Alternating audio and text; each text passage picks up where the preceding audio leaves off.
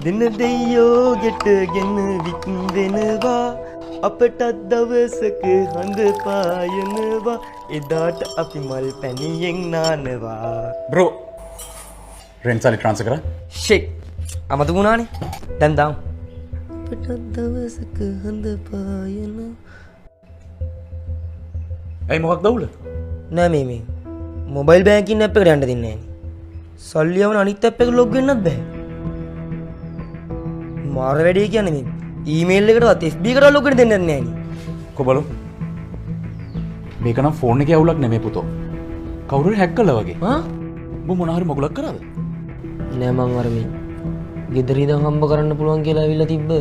link එකට නම් ගියා ඔය තියෙන්නේ ඔය වගේ නොදන්න ලින්ක් වලින් හැමදාම වංචාකාරයෝ ඉන්නවා උන්ට පුළුවන් ෆෝන් එකේ තියෙන ඔක්කොම ඉන්ෆර්මේෂන් ගන්න සමහර විට ෆෝන් එක අන්ලොක් කරන්න උඹෙන් ගානක් ඉල්ලන්නත් පුළුවන් තියෙන පර්සනල් දේවල් ලීක් කරන්න පුළුවන් account එකේ තියෙන සල්ලි වලට වැඩේ දෙන්න පුළුවන් ඒ නිසා ලින්ක් එකකට යනවා නම් හොයලා බලලා යන්න ඕනේ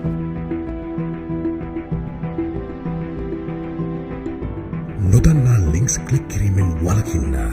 ඔබගේ පෞද්ගලික සහ බැංකු ගිණුම් තොරතුරු නොදන්නා ලින්ක් සඳහා ඇතුළත් කිරීම අතිශය අනාරක්ෂිතයි දැන්වත් ගන්න මූල්‍ය වංචාවල බිල්ලක් නොවන්න